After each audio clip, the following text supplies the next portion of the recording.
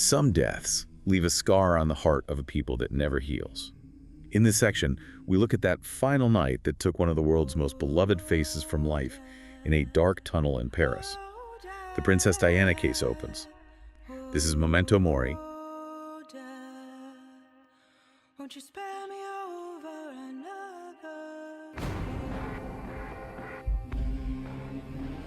The date is August 31st, 1997. And the person at the center of it all is, of course, Diana, the people's princess. She was only 36. She's 36. She's in Paris with her partner, Dodi Fade. And you just can't overstate the context here. The media frenzy around her divorce, her new relationship, it was at a fever pitch. It really was, and that relentless pursuit is really the engine of this whole tragedy. Absolutely. So for this deep dive, our goal is to walk you through those critical minutes. We're going to look at the official findings from the French police, from the huge British investigation, Operation Paget, and weigh them against all those conspiracy theories that took root almost immediately. Okay, so let's set the scene. The final hours, it's August 30th, and Diana and Dodi are at the Ritz Hotel. Which you have to remember was owned by Dodi's family, the Fades, so it should have been a safe haven. But it wasn't. They were essentially trapped, trying to get to a nearby private apartment. Exactly. I mean, outside you've got something like 30 photographers just waiting, some on motorcycles ready to chase. The pressure was immense. So they come up with this last-ditch plan to escape. A desperate plan, yeah. It's just after midnight, around 12:20 a.m. The idea is to use decoy cars at the front of the hotel. A classic maneuver. Right, and they would sneak out the back in a different car, a black Mercedes S280, hoping to just slip away. And in that car is the driver, Henri Paul, who's the head of security at the Ritz. And he was actually called in on his night off to do this. In the front with him is the bodyguard, Trevor Rees-Jones. Diana and Dodi get in the back. There's this one detail from that night that's always stuck with me. A hotel employee said they looked like teenagers in love. It's such a humanizing detail, isn't it? Amidst all that chaos, just a couple trying to find a private moment. But that moment didn't last. It ended instantly. The second that Mercedes pulled away, the paparazzi were onto them. The chase began immediately. And they're heading along the Seine towards the Pont de l'Alma tunnel. And this is where things get catastrophic. The speed. To get away, Henri Paul just floors it. We're talking what, officially? Well, the collision analysis estimated at least 105 kilometers per hour, but some estimates go as high as 195. 195? Yeah. In a tunnel with a 50-kilometer-per-hour speed limit. Exactly. It's a completely reckless speed for that environment, a recipe for disaster. And at 12:23 a.m., just seconds after entering the tunnel, disaster strikes. He loses control. The Mercedes clips a white Fiat Uno, which becomes a huge point of contention later, and then it spins and slams head-on into the 13th pillar of the tunnel. The impact. Devastating. Henri Paul and Dodi Fade were killed instantly. The only survivor was the bodyguard, Trevor Rees-Jones, in the front seat, and he was terribly injured. The scene right after the crash, it's just horrific. Yeah. And it's what fueled so much of the public anger for years. Oh, absolutely. The paparazzi who caused the chase, they arrive at the wreck and they don't help. They start taking pictures.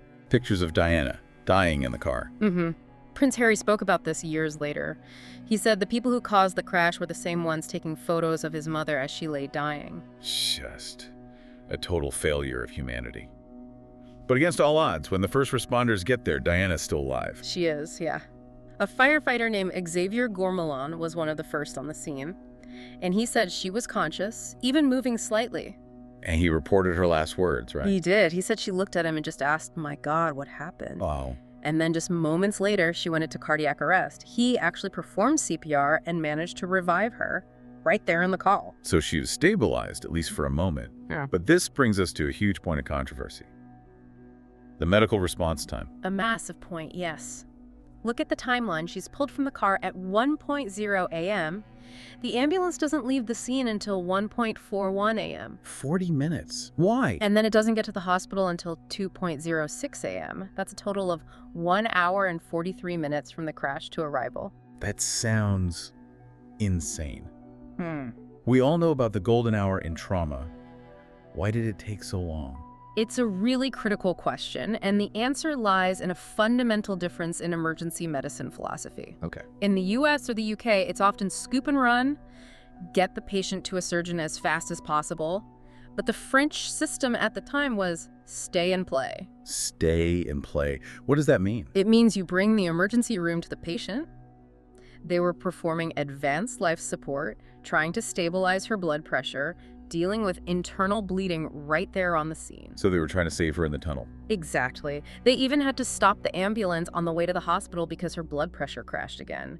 And they specifically chose a hospital that was further away, Pitié-Salpêtrière, because it was a specialized trauma center, and the closer one wasn't equipped for her injuries. But even with all that effort, she died at the hospital around 4 a.m. She did, after hours of surgery. And the actual precise cause of death is maybe the most tragic detail of all. It wasn't some massive, obvious injury. No, it wasn't. And this comes from Dr. Richard Shepard, a top forensic pathologist. He said the fatal injury was incredibly small and incredibly rare. It was a tiny tear in a pulmonary vein deep inside her chest. Just a small tear in a single vein. Yes. He said it was so rare he'd never seen one like it in over 23,000 autopsies. But because of where it was, it caused massive, unstoppable bleeding into her chest cavity. It's just a case of terrible, terrible luck. The worst kind. Which brings us to the official investigations. So the French inquiry in 1999 basically put all the blame on Henri Paul for the speed, the alcohol, the drugs. They did. But the bigger, more exhaustive British inquest in 2008, after Operation Paget, came to a different conclusion. They called it an unlawful killing. An unlawful killing is a very specific legal term. It doesn't mean murder. No, not at all.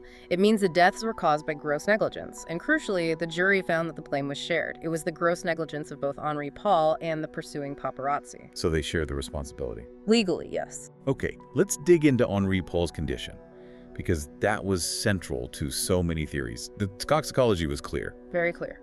His blood alcohol level was 3 times the French legal limit, and he was on antidepressants, a combination you should never, ever have when you're driving. But the conspiracy theorists claimed his blood samples were swapped, that he wasn't drunk at all. They did, and investigators took that very seriously.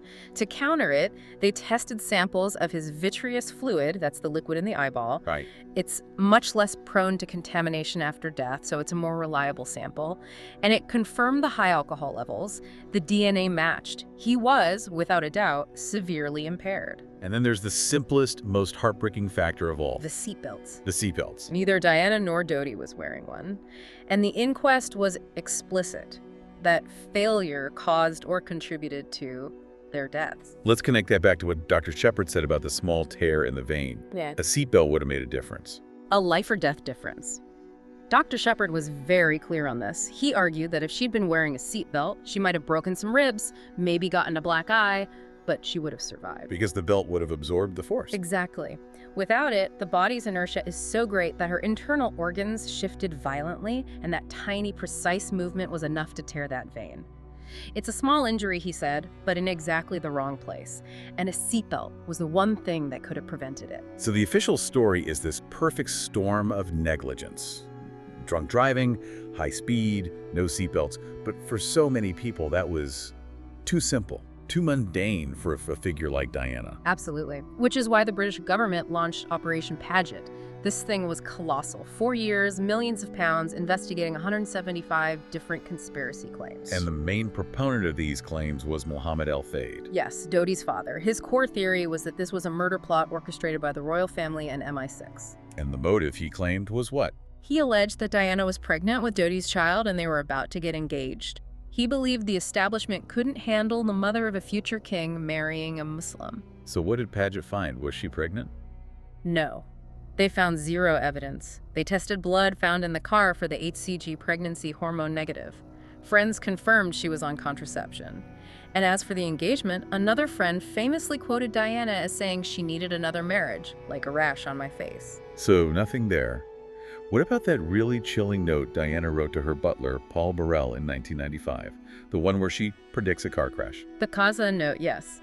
She wrote she feared an accident would be arranged in her car, maybe with the brakes, to clear the way for Charles to remarry. That's pretty specific. It is. The head of Operation Paget, John Stevens, took it so seriously he actually interviewed Prince Charles about it. Charles denied knowing anything about the note. In the end, Paget concluded it reflected her state of mind at the time, her fears and paranoia. But it wasn't evidence of an actual plot. Okay, what about the details in the tunnel itself? The white Fiat Uno and the supposed blinding flash of light. Both were investigated meticulously. They never definitively identified the Fiat driver, though they had a strong suspect, a man named Levon Then. But there was no evidence he was a conspirator, just a witness who drove off. And the flash. Yeah.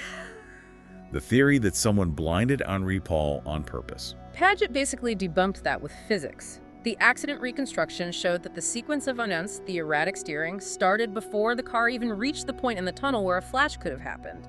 The cause was the speed and the driver's impairment, not an external flash. So after 4 years and 175 claims, Operation Paget concluded there was no evidence to support any conspiracy theory, none. The verdict stood: unlawful killing due to the gross negligence of the driver and the paparazzi. it's just, the official truth is so messy. It's about speed and alcohol and a simple click of a seatbelt.